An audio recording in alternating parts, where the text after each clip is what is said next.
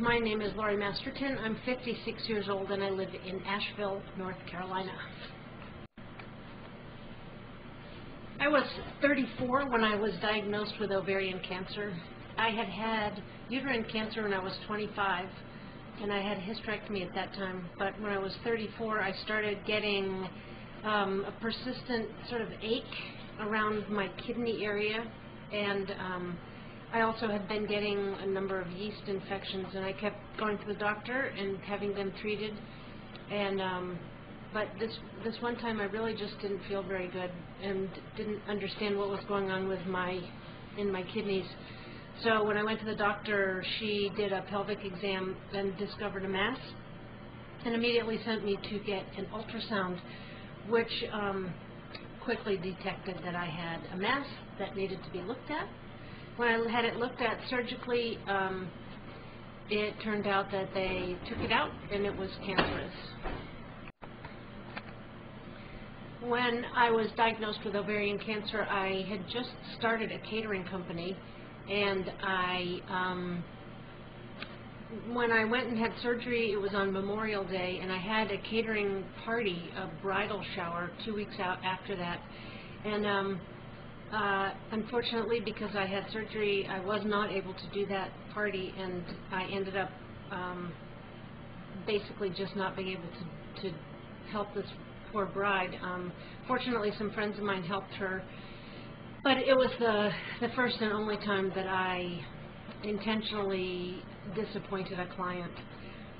Basically, it didn't really affect my career because I was able to keep working, but getting treatment and getting healthy took quite some time. Yeah. When I was diagnosed, it was found that I had stage 1 ovarian cancer, and when I had had uterine cancer when I was 25, that also had been stage 1. These are, marginally cancerous. It was very frightening, however, because my mother had died of breast cancer, in the metastatic breast cancer. So, I had thought that I'd gotten through having had uterine cancer when I was 25, so this was 9 years later, and I had thought that I was in the clear, having made it past 5 years. But there, at 9 years, I had a second primary cancer. Yeah. I have 2 older sisters, and they were very frightened. One of them, my oldest sister, came and was with me when I came out of surgery. Both of them had been with me when I came out of surgery for my first cancer. At the time, I was in a partnership with a woman, and she was with me also, and she completely freaked out. My sisters were actually fine, but my girlfriend was very, very, very upset, and actually it was as if it had happened to her. It seemed like it was more serious to her than it was to me, even though I was the one that was going through it. My immediate treatment for uterine cancer was just surgery and no follow-up chemo. And I had a hysterectomy that first time. The second time, my treatment was that I had surgically, my ovaries were removed. Even though the second ovary didn't have cancer, that's the normal thing, that it would go from one to the other. And at that time, they took out my fallopian tubes also. My uterus and cervix and appendix had been taken out the first time. The first time, I had no follow-up treatment, but the second time I did, and I ended up being considered for a pretty new treatment at the time in Charleston, South Carolina. I'd had the surgery the first time at Yale in New Haven, Connecticut, and the second time was here in Asheville. The treatment was done, it was an intrauterine, intraperitoneal wash with a radioactive fluid, which the intention was that it would kill all the surface cells in my whole peritoneal area. and it didn't really hurt when it was being administered, but it was a terribly painful thing to have afterwards. I didn't lose my hair, but my body felt like it had been just pummeled, beaten up, and it took a couple of months for that to get better. Currently, my medical status hopefully is very good. I'm in pretty good shape. Probably, of course, everybody can always be in better shape, but I exercise, and my weight is good and my health is good. I get yearly checkups with my gynecologist, and I guess this is the year that I have to get a colonoscopy, which that's just one of those things. But yeah, the people that I work with, everybody gets colds and the flu, and I generally don't. So I would say mostly I'm very healthy. A couple of years ago, I rode my bicycle across the United States to bring attention to the importance of paying attention to the early detection of ovarian cancer symptoms. I hadn't really spoken about it that much before I went on that bike ride, but because it was the focus of what I was doing, I ended up speaking about it quite a bit, and ended up speaking at the Ovarian Cancer National Alliance yearly conference. So really, it has become much more of something that I acknowledges me. You know, being a long-term ovarian cancer survivor is an unusual thing, and it's an important thing to not be quiet about. I think it's important for new survivors to know that there are people like me out there who have survived this for a long time, and that it really is possible to get through it. Granted, I was diagnosed early, but I think that happened because I had symptoms and I paid attention to them accidentally.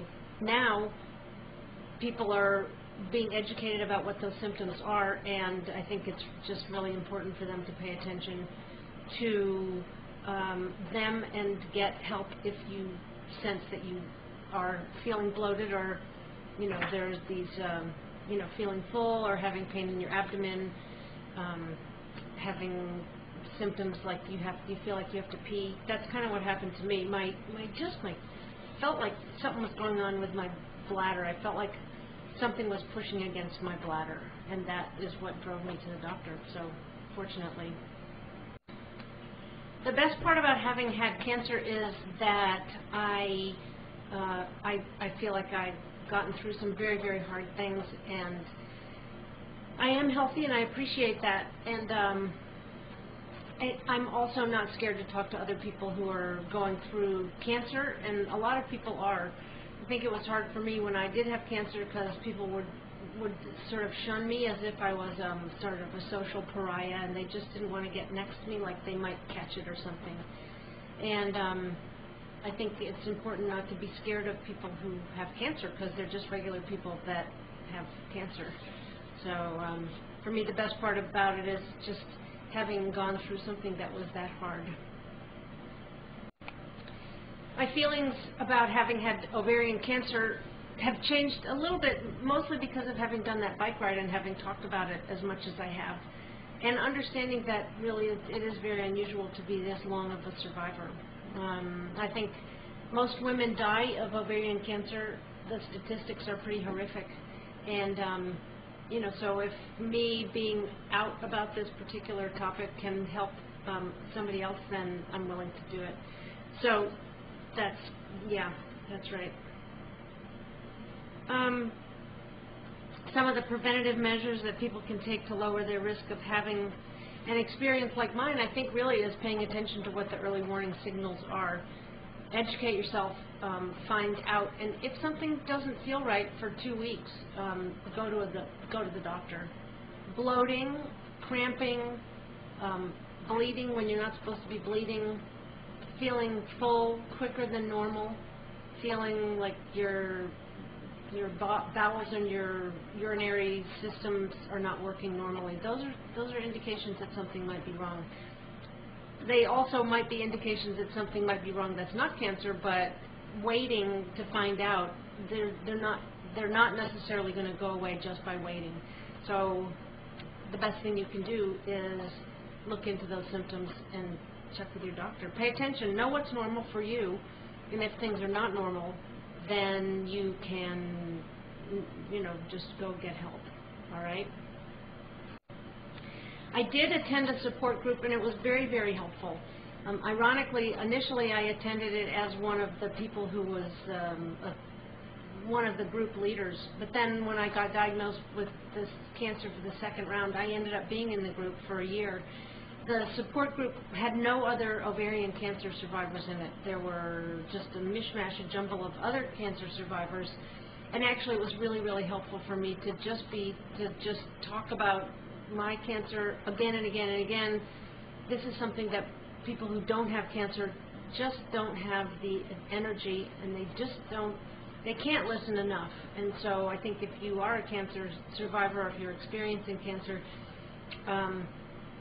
for me it was really helpful to go and be in a survivor group, just to not feel like I was a freak and not feel like I was just wearing out my welcome with people who I needed to talk about it, and regular people were sick of hearing it. So that survivor group was very helpful to me.